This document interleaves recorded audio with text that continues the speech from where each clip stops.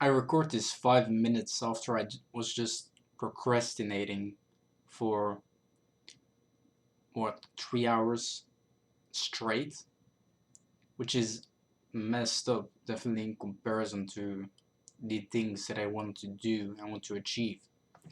And I think like everyone deals with this problem from time to time. We have lots of things that we want to do at the same time. So obviously, when I don't know, YouTube Shorts in my case takes the control, then it's going to dominate the others. And I'm not sure how to deal with that. Because for a while now, I've been questioning what I want to do with my life.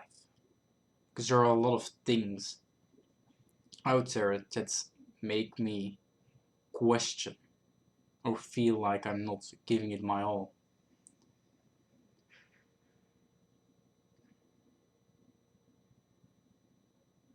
And of course, for me to give it my all, I also need to know what I want to do.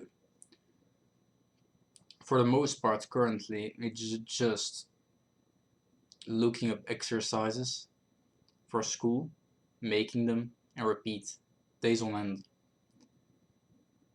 And it's just dreadful. I dread it a lot. Because that is not how I want to live. That is not what it's called out for me. I'm not someone who thinks all the time. I want thinking to propel me towards something. I'm more interested in fitness, or in running. Military is something that has been interesting me for a while. Inventing stuff, speaking to people. But it's these fears that are making it difficult for me. They're one of the two reasons why I haven't gone all in yet on my purpose. Well, I call it purpose. It's just, it's not a purpose. It's what I am drawn towards. Right now, I'm constantly betraying what I want to do out of simple fear and lack of courage. Courage. So the question is,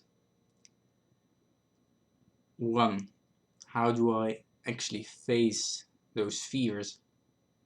And the second one, how am I okay with giving it my all, even when I risk dying or extreme amount of suffering? Because if you're not taking risks that put your life on the line, then you're not giving it your all. Plus, you can always just die randomly, like a memento mori. You can die in your sleep. You can die from a random heart attack or from food poisoning, I don't know. It's hard to predict when someone's going to die. It's rare to find it out.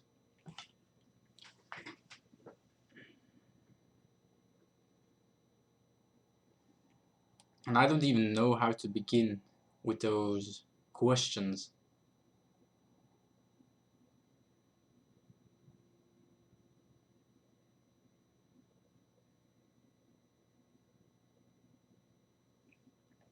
Well, I'll start with on looking for how to face my fears. And what I've noticed is that there is this kind of baseline that you have to tap into before you actually start facing your fears. So you wouldn't expect you to just wake up and be a social magnet.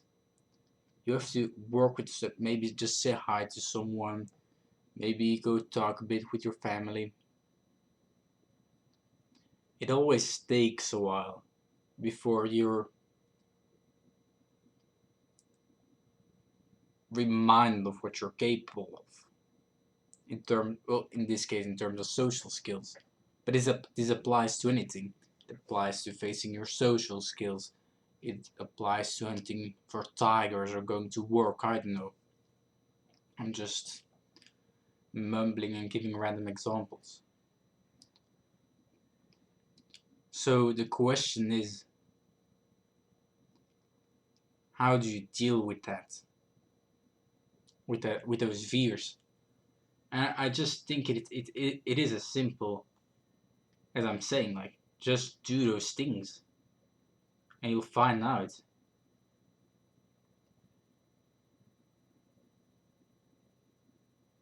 Yeah, I'm going to write that in my calendar right before I head to bed. And on the second one, when is it okay to risk dying? Because it creeps up on you. Like, you don't know when it's going to happen, which is a huge problem. Well,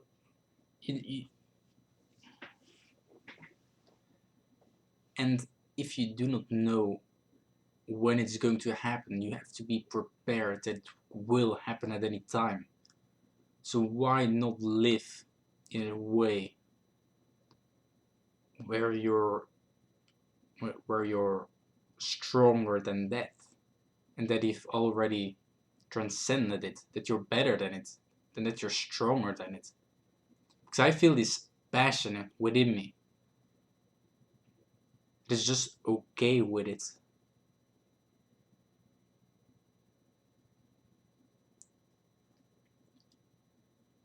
And I think it's mostly just focusing on the goals and reminding myself when those doubts start kicking in. Because logically, I do not see the problem with this not happening. So if you just want to give it your all, you have to take the necessary steps. And on top of that, you have to remind yourself that there is no end to it.